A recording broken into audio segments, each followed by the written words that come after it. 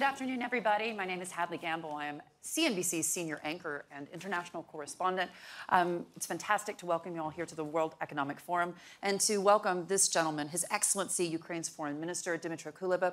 Sir, thank you so much for joining us at such a crucial time for your country. It's my pleasure, and thank you all for coming. I want to kick off by asking you to respond directly to the comments made just a couple of days ago by Henry Kissinger. He's essentially said that Ukraine must give up territory in order for Vladimir Putin to save face. I respect Henry Kissinger, but I appreciate that he's not holding any official position in the US administration. He has his own opinion, but we strongly disagree with it, and this is not something that we're going to do. Yeah. In fact, I believe that this whole line about Ukraine who has to make a concession to stop the war failed. It had failed in between the 2014 and 2022, because the policy was always, okay, we have to convince Ukraine to be constructive, to engage Russia, to make a concession, to engage Russia, and it never worked. And in the end, it brought us all to the biggest war in Europe since Second World War. If it failed once, it will fail twice. So even thinking rationally about this approach, I believe it's flawed and it's not going to work. But a crushing defeat on a proud people does not necessarily ever end well. And I take you back to the First World War. And the response to that, of course, was an economic and social unrest for 10 years in Germany, the rise of fascism and Adolf Hitler, and the Second World War. So there seems to be some merit to what he's saying, no? Well, if I remember history correctly, the German army never admitted that they lost the war. They said they were betrayed at home by the unwillingness of the people and the government to keep fighting. So, of course, there will always be a difference in the assessment of the situation between civilians and military. The truth is, I don't know, this war is not a copy-paste of any of the previous wars, and will never be. Every war is special. But what I know for sure is that it's black and white. There is nothing in between. It's either them or us. And everyone in the world has to make a choice. Where do they stand? In terms of a negotiation, in terms of a peace, the last time that you and I saw each other was in Antalya in Turkey. That was a conversation that you had with your counterpart, Sergei Lavrov. That went nowhere. Where are we today with the possibility of a negotiated peace? Nowhere. It's, Russia is conducting a large-scale offensive in Donbas. And this is the real, you can recall any movie about World War II, and you can easily imagine what kind of battle is taking place now in Donbas. Tanks, artillery, combat helicopters, air attacks. Multiple launch rocket systems, everything is involved. When you are conducting an operation like this, you basically say no to negotiations. If Russia had preferred talks to war, they would have behaved differently. Yeah. Walk us through what you believe you need to win this war. Where is it coming from, and are you getting enough support? I'm talking about from the United States, from Europe, in terms of weapons and money. When you're at war, you literally need everything. Everything. And of course, the key issues now, the situation in terms of weapon supplies is much better compared to where we were even a month ago. And it's worth commending the United States for taking the lead on mobilizing international support and helping us with the supply of artillery, for example, and other weapons. And this Ramstein format set up by Secretary of Defense, it's working. So big thanks to the Biden administration, to Secretary Austin, Secretary Blinken for making it all happen. But there is never a moment in the war when you can say, okay, we did our best, this is it. As long as the war continues, it means that more needs to be done. So now we are facing a big issue with the critical lack of multiple launch rocket systems. Russia has plenty of them, and they cover squares of our territory with fire, killing and destroying everything. So we need these weapons as soon as possible. We are desperately waiting for them to arrive. On the financial front, our economy is suffering more from the Russian destruction and Russian attacks than the Russian economy suffers from sanctions. Yeah. I'm not trying to say that sanctions are useless, but as long as Russia makes money on selling oil and gas, their pockets are pretty full. So we also need macro-financial assistance to help the country running, to keep the country afloat. And the third element is actually, again, sanctions. As I mentioned, Russia feels pretty comfortable with current oil and gas prices. And we have to seriously reconsider the sanctions policy. Do you believe you're making any progress on that in terms of your European counterparts? Hungary obviously being the major holdout when it comes to sanctioning Russian oil for now. There are two ways to approach sanctions. The first one is to say, okay, we will focus on oil and seek ways how to stop the purchase of Russian oil. There is another way. You can do a more in-depth analysis and come to a conclusion, for example, that the vast majority of Russian oil sold to the global market is carried by maritime means, so by vessels. So if you sanctions, if you tell shipping industry that everyone carrying Russian oil anywhere in the world will face problems, that will mean a big issue for. So you believe they should sanction the shipping industry? My message now, I was very constructive and engaging, and always trying to understand concerns of partners when it came to sanctions. But now, after 3 months of fighting, my message is very simple: kill Russian exports.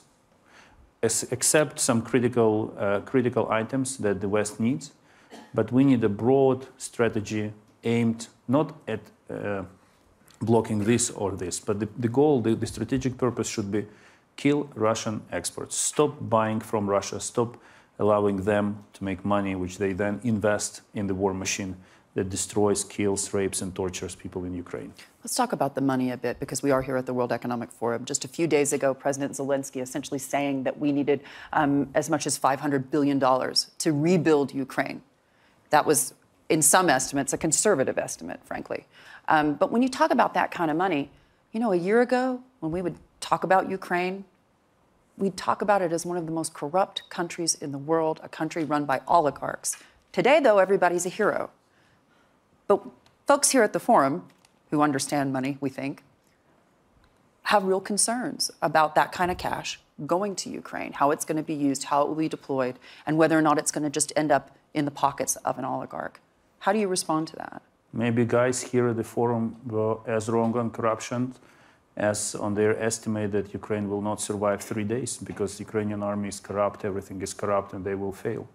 I think the best evidence of the fact that the issue of corruption in Ukraine is exaggerated is actually the fact that we are still fighting.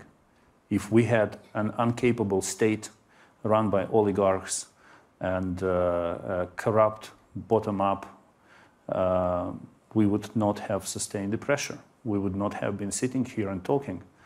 I think we are in the moment when we all can allow ourselves to be honest with each other. And if people are saying, wow, we underestimated you on your capacity to defend yourself, perhaps the same people have to reconsider their stance on the scale and the threat of corruption in Ukraine. To be back on track that everyone likes, when Ukraine is covering its head with ashes, recognizes all of its disadvantages, and everyone else is sitting and appreciating this act of self-humiliation, I can say that, of course, we are open to building all necessary mechanisms that will ensure transparency and efficiency of the use of costs that will be allocated for the reconstruction of Ukraine. What we want to avoid, in particular, is also that some of this money will be lost on the way to Ukraine because of the numerous intermediaries involved in the financial model. And this is why, you know, for example, take the European Union. They are providing us with macro-financial assistance, $1.2 billion, go straight to the budget, right? Would they be doing it if they had no trust in us? No. This is a big amount of money for us, 1.2 billion. True, but you already have the Germans, for example, pushing back on the idea of taking on debt to rebuild Ukraine. I mean, they're basically the Germans. They're essentially saying we can't ask our taxpayers at a time when oil prices, gas prices through the roof to take on debt for rebuilding Ukraine. So you already have difficulties there in terms of how much money you think you're going to end up getting from Europeans I totally themselves. agree with you, and I don't think that American, German, or any other taxpayer in the world has to pay for what Russia has did. There is a way. There is an alternative way to recover Ukraine. It's to make Russia pay for it. And we're talking about the seizure of assets. Absolutely, seizure and transfer. And this is why the European Commission has recently come up with certain initiatives on how to create the legal framework for that. Canada passed a piece of law that allows not only the seizure of assets, but also the transfer of those assets to the recovery or to the project associated with recovery of Ukraine. Make Russia pay for it. I mean, why everyone is trying to be merciful on Russia? Why some countries are, or some leaders or some politicians are concerned that we should not go too far in putting pressure on Russia? Putin betrayed even those who tried to help him by launching a large-scale, full, open aggression against a sovereign country. The aggression that will go into textbooks as the most apparent example of an aggression of one country against another. Make Russia pay for it. There's a counter-narrative, which is that President Biden, of course, has called President Putin a war criminal. There are those in this room, and there are those attending this forum in countries in the Middle East, India, the broader world beyond the West, who would say, actually, it's President Zelensky that's the criminal for continuing a war that is killing his own people and costing the world a heck of a lot of money. Because now we're not just talking about inflation, stagflation, the possibility of recession. We're also talking about an energy crisis, as you know, that's been ongoing for a long time, and famine. How do you respond to that? One has to be a political pervert to put blame on Ukraine for continue fighting against the country that attacked it, against the army that committed unspeakable atrocities in Ukraine, and against the country that basically challenged the entire rule-based order. What we're having now is the permanent member of the United Nations Security Council who possesses the nuclear weapons, attacked another founding member of the United Nations, a sovereign country, for no good reason, and is trying to destroy it, denying the right of this country to exist. Now, today we saw the statement by the Russian official from the Russian, I think, Deputy Foreign Minister, who said, for example, Russia will unblock Ukrainian ports to allow exports of Ukrainian agricultural products to the global market if sanctions are imposed against Russia are lifted. So this is a clear blackmail. You could not find a better example of a blackmail in international relations. If anyone is buying it, I think there is a problem with that person. And we shouldn't waste too much of time trying to understand why that person is making that point. I understand what you say, but does the whole world have to pay for the fact that Ukraine refuses to give up territory to Vladimir Putin? By famine, by higher energy costs? I think that we live in a world where everyone can make its own choice on what to do and what not to do. Some believed in the beginning of this war, some countries believed that this will never affect us. This is just Russia and Ukraine, this is their affair. Now, some of these countries are already feeling the pressure of the food crisis, and they feel the repercussions of this war on them. And this is only the beginning. And if we allow President Putin to continue his military madness, the crisis will go deeper and deeper. Because let me just explain one thing where we're heading to if Russia does not lift its blockade. So if we do not export our crops currently stored in the territory of Ukraine, we will soon harvest another crop. We will bring it and put it next to the current storages, which are full. And while there will be a food crisis unfolding in some parts of the world, Ukrainian grain will be getting rotten under open skies. Now, if this problem is not resolved, Ukrainian farmers will not plant another crop. And the whole agricultural cycle in Ukraine will be interrupted. And that will mean a multi-year food crisis. Now, if anyone tries to say that it's Ukraine to blame for fighting for each other, it's the same thing as you see a criminal and a victim who is fighting for survival, and you blame the victim for fighting too much. There's just been a report in the press that Vladimir Putin has decided to lift the retirement age of the military, essentially say that he can keep more people in the military for longer. In terms of what's happening back at home, how would you assess the strength of Russia's military capabilities today? Because they're undoubtedly lethal. They're extremely strong when it comes to ground heavy weapons. Artillery, military, multiple launch rocket systems, all kinds of radio jamming, tanks, but not because they are more advanced than other similar weapons in the world, but because they have a certain quantity of them that they can throw on us one wave after another. Their morale, the morale of the Russian soldiers is very low. They don't understand what they're fighting for. But if you imagine like a trench with Ukrainian soldiers who hold the ground, one attack after another, but on the other side there are commanders who send more and more soldiers and tanks and artillery and helicopters into the battle, you cannot win if you do not get sufficient amount of heavy weapons to oppose them. One day or sooner or later they will break the line, and this is the risk. And do you see President Putin, like Stalin before him, willing to use his own people as cannon fodder? This is the difference between us and them. We care for human life, and he doesn't. This is, I think, it's one of the conceptual differences between Ukrainians and Ukrainian and Russian systems. That for him, human life is nothing, whether be it Russian soldier or Ukrainian civilian, not to mention Ukrainian soldiers, of course.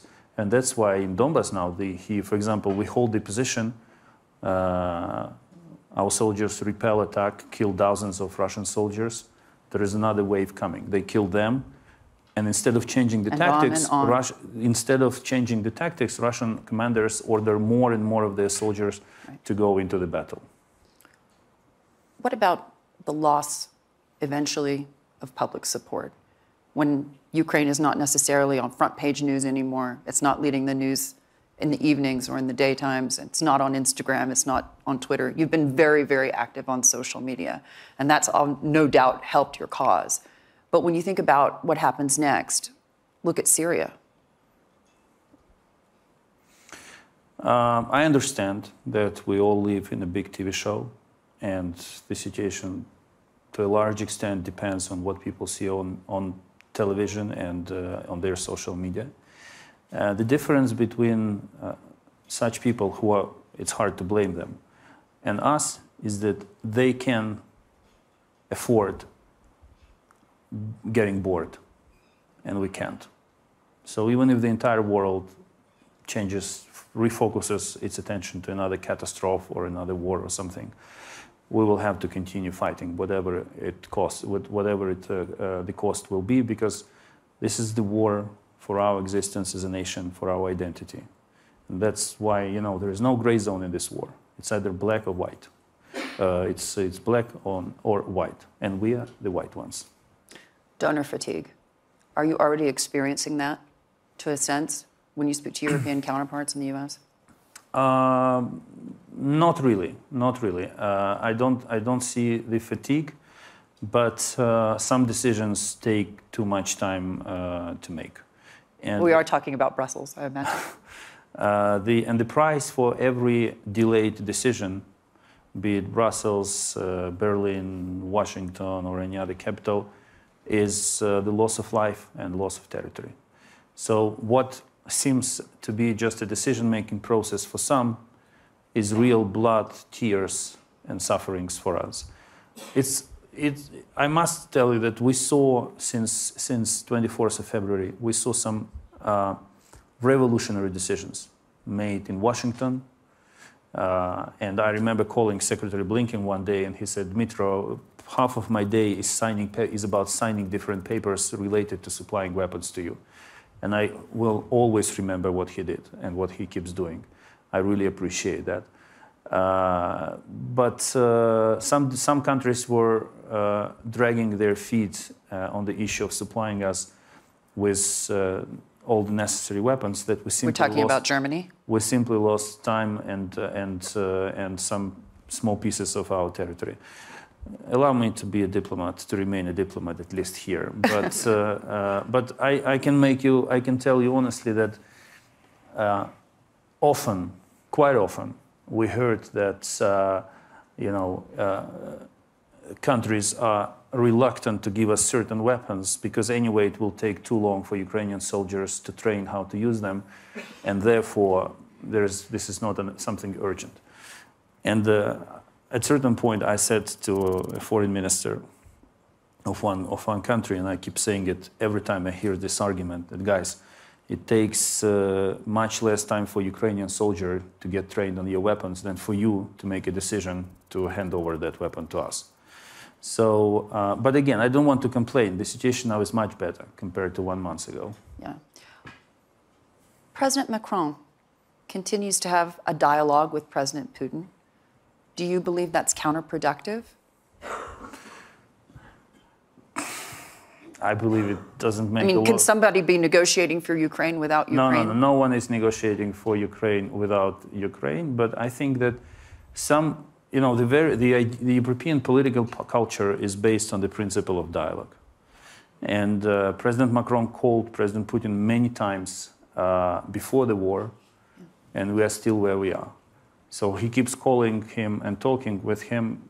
Fine, we do not see that he's compromising us in his conversation with Putin. If he believes this helps, he can continue doing it.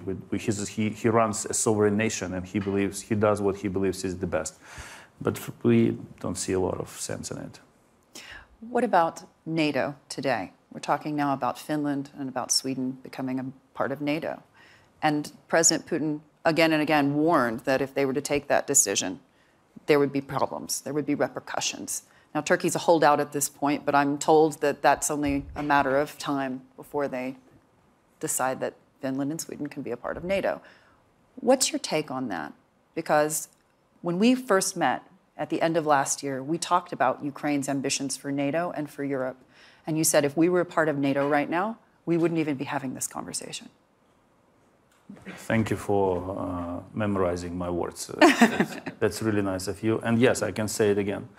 I believe that Sweden and Finland understand Ukraine much better, even better than they did, because they know now how it feels when you're trying to get to join the club, and a member of that club is like saying, I have questions.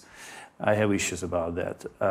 But seriously, I don't think Putin has any serious leverage to prevent Finland or Sweden from becoming members of NATO. And that once again proves that the whole discourse about Ukraine not being ready to get Ukraine on board, or NATO not being ready, is not based on specific merits. It's based on the political understanding of who belongs with us and who doesn't.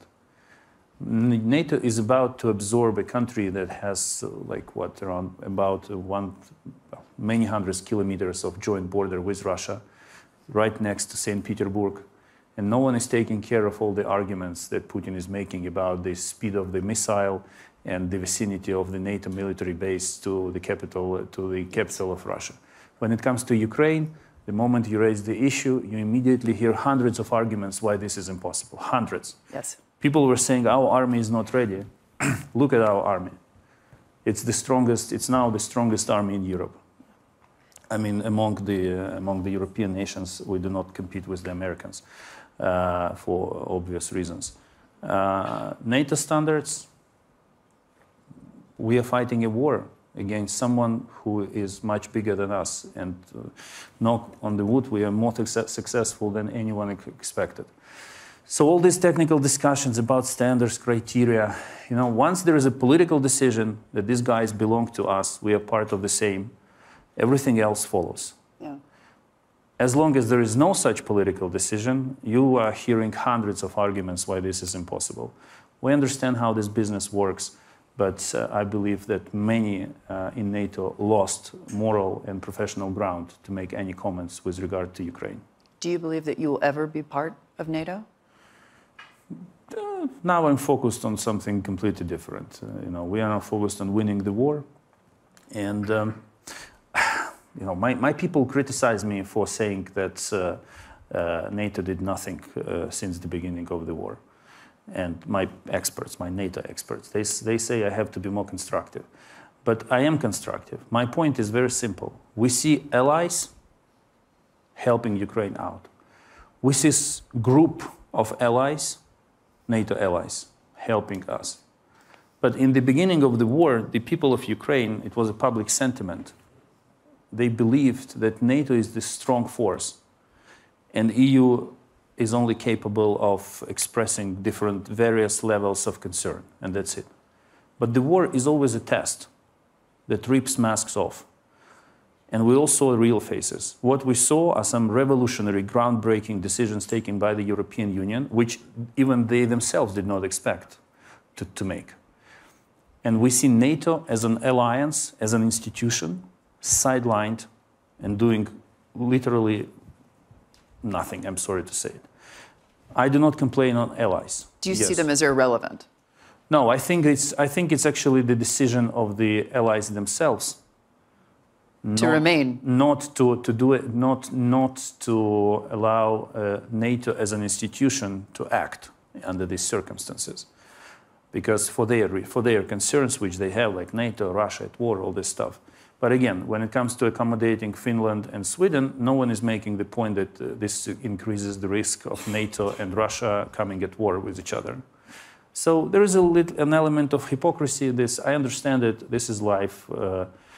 We as a country, we spent 30 years fighting prejudices and stereotypes in attitudes towards Ukraine, so I can live with it. Don't get me wrong, I think NATO is important. The European integration of Ukraine to NATO is part of our constitution. Jens Stoltenberg, as Secretary General, is a man who really does his best. But we see that these circumstances are not the good ones for NATO to show its best. And therefore, we can speak openly about the status quo. I want to ask you about oil and the OPEC Plus group. Do you believe that they have made the right decision to continue to include Russia as part of that alliance? In the first 2 months of the war, I became an expert in weapons. And I spent the last months of the war becoming an expert in oil and global oil market. So you can rival me. Excellent. No. I think you're still far ahead of me, but at least I know that if I get fired, I will find myself a job. Either selling weapons or doing oil, helping with oil business. I think it's complicated. I think the oil thing is more complicated than people think. The issue now, in my view, is not in the amount of oil available on the market, but in the logistical capacity of the global market to restructure itself to the new reality we are facing. And I'm still trying to understand this market in all details, which will help me to come to a judgment on the position of one country or OPEC Plus as an organization. So your message to them? My message to them is very simple. If you're making extra profits because of the high prices, this is the only reason for that is because Ukraine is suffering. Because it's the war, the Russian aggression that brought this, that changed the dynamics. But to be honest, we were in an energy crisis long before the war. Second, work with Europe to help them overcome current difficulties with oil and then gas. Because I think one of the lessons that Europe learned since 24th of February is that Russia uses oil and gas as a weapon. For many decades, Russia's strategy was to convince everyone in Europe that they are reliable suppliers. This is not the case anymore, and I think that The Europeans realize that they cannot trust Russia and they want to diversify. So it's really important to help for other countries who belong to OPEC, except Russia, of course, to help Europe restructure its energy balance and solve at least some of the issues that are solvable. That's what I would want them to focus. This situation now is ridiculous because what is happening is the following. Europe is allocating huge amount of money to help Ukraine. On a parallel track, they pay even more to Russia for gas and oil. Russia is investing this money into its war machine. This war machine inflicts more damage on Ukraine, and the Europeans are allocating even more money to mitigate the consequences of this war. So it's a vicious circle that has to be broken. Is there a point when you believe that Ukraine will start exporting its own energy? And I'm talking about electricity, because I understand that that's tied up in the parliament at this point. Yes, this is one of the good things happening. There are very few good things happening in Ukrainian economy, I have to be frank with you. But one of the good things is that European Union accepted us as part of the joint electricity grid. And so we are heading, I think we are kind of 1 month away from actually becoming a participant on the market. And in 2 weeks, we will be, for example, in 2 weeks, I will be seeing foreign ministers of some European countries with whom we will be discussing the export of Ukrainian electricity to the EU market. Because we make EU electricity grid more sustainable. And this is something that really makes it a win-win situation for both Ukraine and the European Union. And then when it comes to exports, I don't think we will ever become exporters of gas, not to mention oil, because we produce gas but not oil in sufficient quantities. But I think we should seriously look into renewables, especially in green hydrogen. The European Union sees us as the production facility for green hydrogen.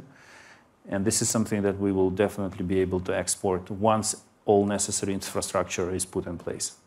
Your Excellency, before I let you go, at the conclusion of most of our interviews, and I think we've spoken about 4 times prior to the invasion and since then, I often will ask you, do you believe that this is a war that you can win? And you've consistently told me, not only will we win, but we must win.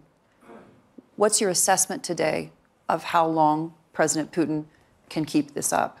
Because wars are expensive, his military not doing that well, although, as you say, he continues to just throw people into the cannon's mouth.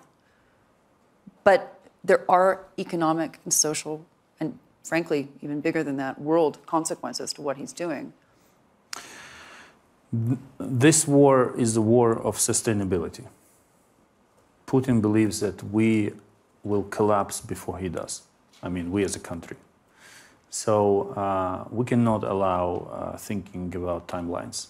No, this is definitely, again, not the case because, as I said, this is the war for our existence and for our identity. It's not just an economic conflict over a piece of land or a source of revenue.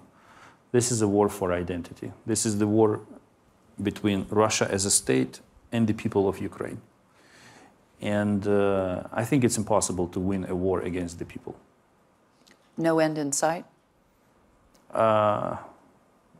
One of my favorite sayings is that if you see the light in the end of the tunnel, make sure it's not a light from an incoming train. So there is always something in the sight, but I'm not sure whether it's the end or the incoming train.